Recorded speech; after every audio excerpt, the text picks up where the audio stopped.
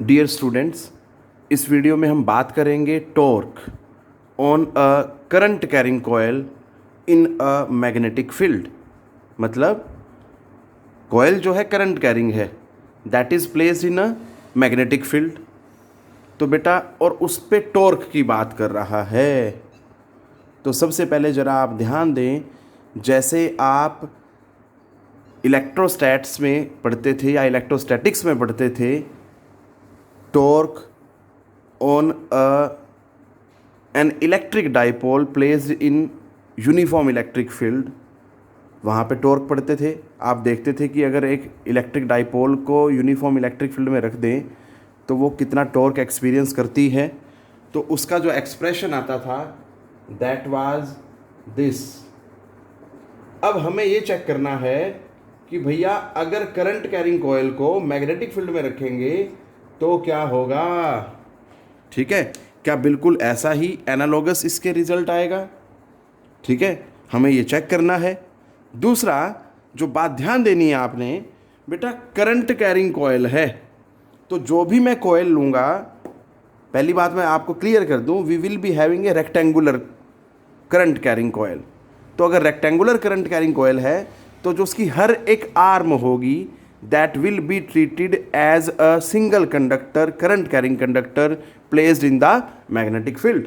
और हमें पता है जब भी किसी करंट कैरिंग कंडक्टर को मैग्नेटिक फील्ड में रखा जाता है then it experiences a force and that force is given by simply BIL और IL क्रॉस B। मैं यहाँ लिख देता हूँ, हमने पढ़ा हुआ है IL क्रॉस B।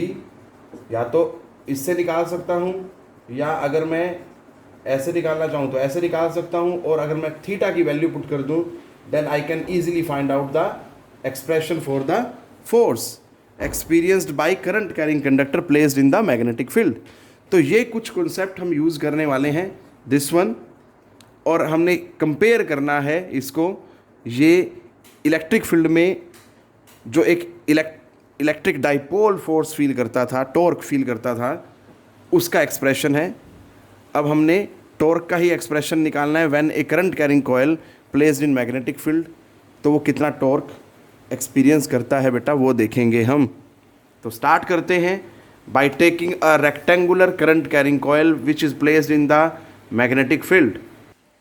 तो देखें बेटा हमने क्या किया है, एक करंट कैरिंग रेक्टेंगुलर कॉयल ली है PQRS।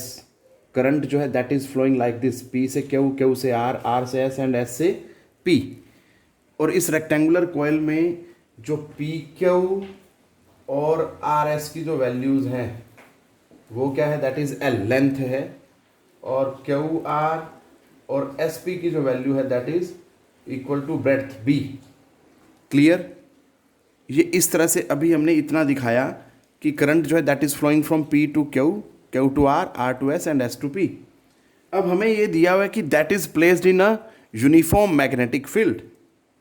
अब यहाँ पे हम डायरेक्शन बनाएंगे यूनिफॉर्म मैग्नेटिक फील्ड की, बट उससे पहले अगर आप ध्यान दे लें कि जो यूनिफॉर्म मैग्नेटिक फील्ड है वो प्लेन ऑफ द कॉयल के साथ क्या एंगल बनाएगा। अगर मैं यहाँ से देखूँ तो दैट इज़ लाइक दिस, इस तरह से है बेटा। ठीक है, आप देख सकते हैं, आप कंफ्यूज ना हो जाएं। ये जो है this part is representing the plane. तो आप ये देखो, ठीक है बेटा, कभी आप 90 के कन्फ्यूज़न में हो जाएं, बट ये ध्यान दें कि सभी आर्म्स को हम इंडिविजुअली देखेंगे। मैग्नेटिक फील्ड जो है सभी में इधर से इधर फ्लो कर रहा है। क्लियर? लेफ़्ट टू राइट, ये चीज़ ध्यान देनी है। तो मैं उसको प्लॉट करता हूँ, देखो कैसे बनेगा सभी आर्म्स के लिए मैग्नेटिक फील्ड की डायरेक्शन विद डिफरेंट आर्म्स या एंगल विद डिफरेंट आर्म्स क्या होगा। तो बेटा फोर्स ऑन आर्म SP, ये मैंने डायरेक्शन ऑफ मैग्नेटिक फील्ड बना दिया है। ठीक है, लेफ़्ट टू राइट चल रहा है magnetic field, uniform magnetic field है। अब बात करते हैं फोर्स की ऑन आर्म SP। तो मैंने ऑलरेडी बता दिया आपको कि हर एक आर्म को हम अलग अलग से ट्रीट करेंगे, जैसे कि एक straight current carrying conductor placed है मैग्नेटिक फील्ड में। तो बेटा ये क्या फोर्स फील करेगा, उस फोर्स को हमने F4 बोला है और उसकी डायरेक्शन भी निकालनी है, क्योंकि हमें पता होता है force experienced by current carrying straight conductor placed in magnetic field जो होता है that is I into L cross B. अब L क्या है, दैट इज द लेंथ, इसकी SP जो है क्रॉस B, समझ गए। अब इनकी वैल्यूज डालते हैं। अब जब वैल्यूज डालेंगे तो यहाँ क्रॉस को हटाएंगे तो साइन ऑफ एंगल चाहिए, मुझे एंगल देखना है SP और B के बीच में। अब यहीं पे बच्चा गलती करता है कि वो बिना देखे ही ये एंगल थीटा लगा देता है। तो बेटा जी जरा ध्यान से यहाँ पे थोड़ा सा अलर्ट हो जाना, क्योंकि हम इस पॉइंट पे फ्लेमिंग्स लेफ्ट हैंड रूल अगर लगाएं तो इसके अकॉर्डिंग क्या हो रहा है आपके पास, लाइक दिस, ये सिचुएशन है। अगर मैं आपके सामने बनाऊं तो ये सिचुएशन है, जो एंगल है वो यहां पे है थीटा, क्लियर। जो एंगल है that is at point this, ठीक है। और मैं कहां लगा रहा हूं, इधर, इस पॉइंट से इधर देख रहा हूं। This is direction of magnetic field, this is direction of current and this is the direction of the force, clear है। तो इस सिचुएशन को ध्यान में रखते तो जो एंगल आएगा that is this one, that is 180 minus theta. इस बात को ध्यान से देखें, यही नहीं तो गड़बड़ हो जाएगी सारी। सो दैट इज 180 माइनस थीटा। तो क्या बन जाएगा, देखो साइन 180 माइनस थीटा क्या होता है, सिंपली दैट इज थीटा। अब आप सोचेंगे कि यही डायरेक्ट थीटा ही लिख देते, आप लिख सकते हो, कोई दिक्कत नहीं है, बट वो एक मैथमेटिकल एरर हो जाएगा कि आप कंसेप्ट को समझ नहीं पा रहे हैं, इट मीन्स ये चीज़ ध्यान देनी है आपने। सो अगर मैं इसको सिंप्लीफाई करूं, सो F4 जो हो जाएगा that is I B, SP की वैल्यू क्या है, दैट इज B, ठीक है। और ये फिर B as it is sine of theta, number 1 दे देंगे। अब अगर इसकी डायरेक्शन की बात करेंगे तो मैं ऑलरेडी बता चुका हूं आपको, परपेंडिकुलर अपवार्ड, ये फोर्स फील करेगा ऊपर की तरफ, ठीक है जी, ये बात याद रखें। अब बात करते हैं R P Q, Q R और आर एस की 1 बाई 1, ठीक है बेटा। तो क्यू आर ये रहा, इसके जस्ट अपोजिट है, तो उसमें क्या होगा, force on arm Q R, force on arm Q R क्या होगा, is given bye, again formula तो वही लगेगा, बस आपने एंगल्स को थोड़ा ध्यान देना है, ठीक है बेटा। तो यहाँ पे क्या हो जाएगा, उसको F2 से इंडिकेट कर रहा हूँ मैं, और यहाँ प्लॉट करूँगा अभी, क्या होगा, that is I into Q R cross B। तो क्रॉस को हटाएंगे, एंगल लगाएंगे, तो ये भी क्या आ जाएगा, that is I B small capital B into sine of theta, clear है। ये F2 हुआ, और इसकी जो डायरेक्शन होगी according to Fleming's left hand rule, vertically downward, clear. बताने को मैं यहीं पे इन दोनों का कंक्लूजन बता सकता हूँ क्या हो सकता है, but first of all we will be finding the forces and their directions experienced by all these individual straight conductors placed in the uniform magnetic field। अब बात करते हैं इनकी PQ और RS की। तो बेटा यहाँ पे देखें, अगर हम आगे चल रहा हूँ मैं, force on arm PQ, force on arm PQ क्या है, force on arm PQ, that is F1 is equal to I PQ cross B।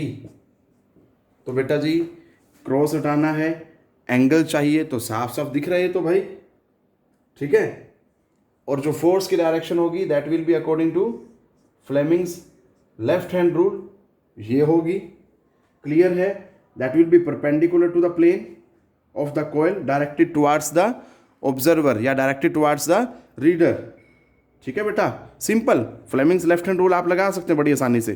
Current जो है ऊपर से नीचे आ रहा है और मैग्नेटिक फील्ड इधर जा रहा है। तो देखो ज़रा, ये लो, बहुत easy. Magnetic field, current, force, तो ये टुवार्ड्स द रीडर या टुवार्ड्स द मी आ रहा है, ये इसी तरह से आपकी तरफ आएगा ये। ठीक है जी, फोर्स की डायरेक्शन है, दैट इज दिस वन।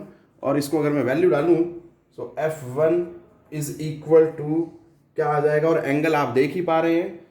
ठीक है जी, पी के और बी के बीच में दैट इज 90 डिग्री।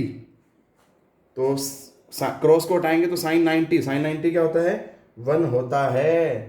तो ILB लो जी। अब बात करते हैं आर्म RS की। ठीक है जी, so force experienced by arm SP, sorry RS क्या होगा।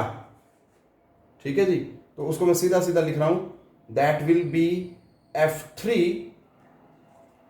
और उसका जो फॉर्मूला बनेगा F3 का वो क्या होगा बेटा, इसी तरह से चलते हुए जैसे हमने F1 के लिए किया है, that is IRS cross B। फिर एंगल देखेंगे इनके बीच में और वो 90 डिग्री है। तो सीधा सीधा अगर हम बात करें तो फोर्स क्या आने वाली है, दैट इज ILB। और यहाँ पे डायरेक्शन बनाऊंगा मैं अब। ठीक है, आप देखिए ये डायरेक्शन ऑफ करंट है, नीचे से ऊपर की तरफ। लो जी, ये लो आपके सामने है। ठीक है, ये जो है direction of current, sorry direction of magnetic field, and this one is direction of current. So thumb is indicating towards the direction of the force, so that is away from the reader और away from the observer. तो उसकी direction ये बना दी, लो जी। ठीक है, और value इसको नाम दिया मैंने, दैट इज F3। क्लियर है, ये सारे कंडक्टर्स इंडिविजुअली क्या क्या फोर्स फील कर रहे हैं वो हमने सभी वैल्यूज निकाल ली। अब हमें देखना है इसका कंक्लूजन क्या होता है, इन सभी फोर्सेस का रिजल्टेंट क्या आता है, क्या उसका इफेक्ट होता है, वो देखते हैं बेटा। अगर हम बात करें सभी फोर्सेस की तो बेटा F2 और F4 आपस में एक दूसरे के इक्वल एंड अपोजिट हैं, वो कैंसिल कर देते हैं। अब आपको लग रहा होगा F1 और F3 भी तो इक्वल हैं, बट बेटा इनकी डायरेक्शन जो है वो क्या कर रही है, that is forming a couple. कैसे, इसको समझते हैं। जब भी किन्हीं दो पॉइंट पे इक्वल और अनलाइक फोर्स एक्ट करे, जैसे यहाँ पे क्या है F1 और यहाँ पे क्या है F3, so there is a formation of couple. और कपल का फॉर्मेशन की वजह से क्या होगा, there will be rotational effect. Clear, समझ आ रही है बात, ये चीज़ ध्यान देनी है आपने। रोटेशनल इफेक्ट, जैसे हम किसी भी पेन की कैप को खोलते हैं या किसी भी बोतल की कैप को खोलते हैं तो उन सभी में क्या होता है, there is formation of couple. अब कपल होगा, कपल की फॉर्मेशन होगी तो there will be rotational effect itself. तो इट मीन्स हमें टॉर्क निकालना है, and that torque will be find out. हम कैसे निकालेंगे, देखते हैं बेटा, इसको निकालेंगे। सो जब आर्म SP को ऊपर से देखते हैं, टॉप व्यू जब करेंगे उसका, तो ये वाली सिचुएशन होगी। और इसमें फिर टॉर्क जो है वो क्या होता है बेटा, either force into arm of couple. अब आपके लिए नई चीज क्या हो सकती है कि ये आर्म ऑफ कपल क्या होता है। फोर्स तो मुझे पता है, चाहे मैं BIL ये लिख लूं चाहे ये लिख लूं, बोथ आर सेम। ठीक है, अब आर्म ऑफ कपल क्या होता है, बेसिकली इसको भी आगे बढ़ा दो और इसको भी आगे बढ़ा दो, तो ये जो पॉइंट आया इसको मैं नाम दे देता हूं, दैट इज T नाम रख दिया बेटा इसका हमने। ठीक है, तो ये जो S से लेके T का जो डिस्टेंस है ये क्या होता है, आर्म ऑफ कपल होता है। या सीधा सीधा मैं ये बोलूं कि perpendicular distance between the two parallel forces. ठीक है बेटा, और ये एंगल क्या है, थीटा। तो आर्म ऑफ कपल मुझे निकालनी है ST की वैल्यू। तो पहले हम क्या करेंगे, ST की वैल्यू निकालते हैं बेटा। यहां पे इस ट्राइंगल में तो आप कोस थीटा की हेल्प से भी निकाल सकते हैं। कोस थीटा क्या है? बेस बाई हाइपोटेन्यूज, और इसकी जो वैल्यू है एस पी की वो भी आपको पता है, दैट इज बी। ये हमने एज्यूम की हुई है, एस से पी की वैल्यू जो है दैट इज बी। मैं यहाँ बना देता हूँ, ठीक है, आप देख सकते हैं। तो अब base by hypotenuse cross multiply करेंगे तो S T is equal to S P cos theta, that is B cos theta. ठीक है जी। सो यूजिंग 2 in 1 क्या आ रहा है हमारे पास? Torque is equal to either force B I L into में क्या है बेटा मल्टीप्लाई में, that is B cos theta. अब जरा ध्यान से देखें, ये लेंथ है, ये ब्रेड्थ है। लेंथ इंटू ब्रेड्थ मतलब area of the rectangular coil.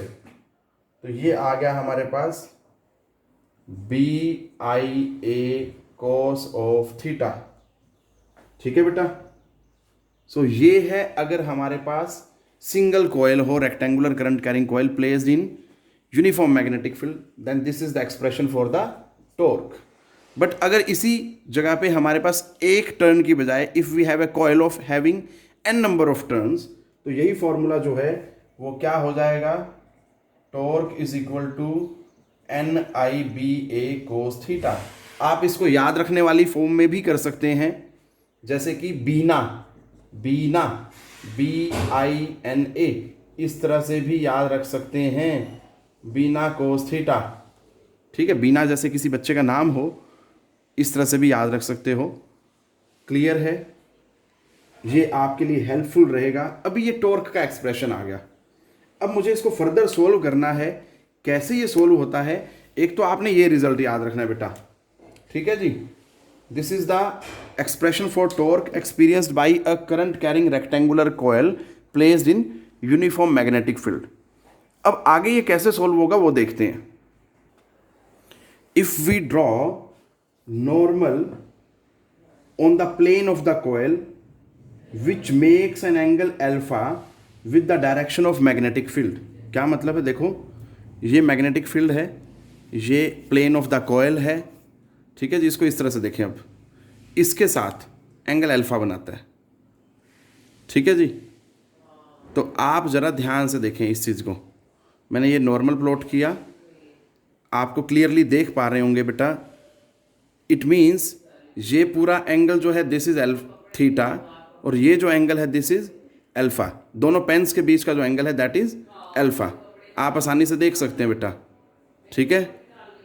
तो मतलब theta plus alpha is making 90 degree. बस, बड़ा आसान है। अब तो इस चीज को देखें, theta plus alpha is equal to 90 degree. So यहां से थीटा की जो वैल्यू हो जाएगी 90 माइनस अल्फा। अगर मैं ये वैल्यू 3 में यूज कर लूं तो टॉर्क क्या हो जाएगा? B I N A cos 90 minus alpha. तो कोस 90 माइनस अल्फा क्या होता है? That is sine alpha. So that is B I N A sine alpha.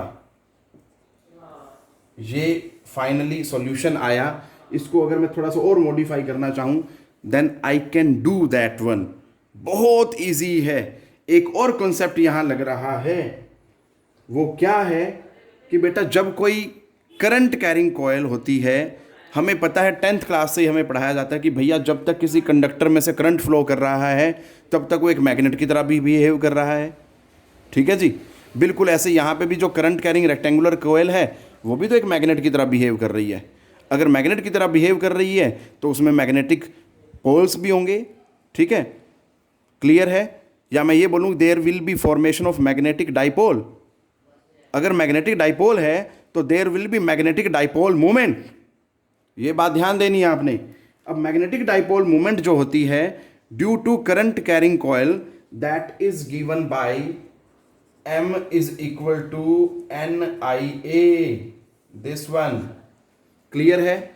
It means ये मैग्नेटिक डाइपोल मोमेंट है। अगर मैं इसको 6 को यूज करूं 5 में तो बेटा जी क्या बन जाएगा? देखो, इस n i a की जगह क्या आ जाएगा मेरे पास? m आ जाएगा। तो क्या बन जाता है, 5 reduces to torque is equal to b, यहाँ m और साइन अल्फा, या मैं उसको m b साइन अल्फा लिख दूं। तो बेटा हमें पता है अब जब साइन हो और उसको हटाना हो तो हम क्या लगाते हैं, cross product, simply. So torque क्या हो जाएगा, that is equal to m cross b। This is our final solution, ठीक है। बट याद रखना है alpha is the angle which the normal makes with the direction of magnetic field. ये बात बेटा ध्यान रखना है, मोस्ट इंपॉर्टेंट रिजल्ट है ये।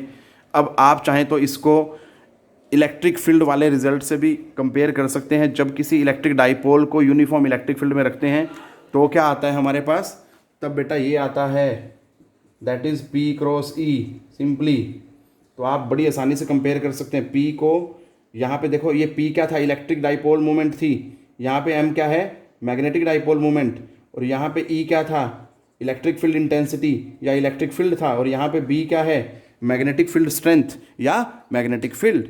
मतलब अपनी अपनी एनालॉगस टर्म्स आ रही हैं। P की एनालॉगस टर्म क्या है या सिमिलर टर्म क्या है इन मैग्नेटिक फील्ड, दिस। E की एनालॉगस टर्म क्या है मैग्नेटिक फील्ड के केस में, दैट इज दिस वन, बस सिंपल। तो इस तरह से आपने बेटा ये याद रखना है। I hope you all will be understanding this concept, this video. बेटा बड़ा ध्यान से देखना है, बहुत सारे कॉन्सेप्ट्स एक साथ लगते हैं, इसी वजह से जो मैग्नेटिज्म है थोड़ा सा टफ कंसीडर किया जाता है। बट मैंने आपको हर स्टेप पे कहाँ पे क्या रूल लग रहा है, कैसे क्या किया जाना है, वो सब बताया जा रहा है। I hope you all will understand. करते रहें बेटा, पढ़ते रहें। Take care.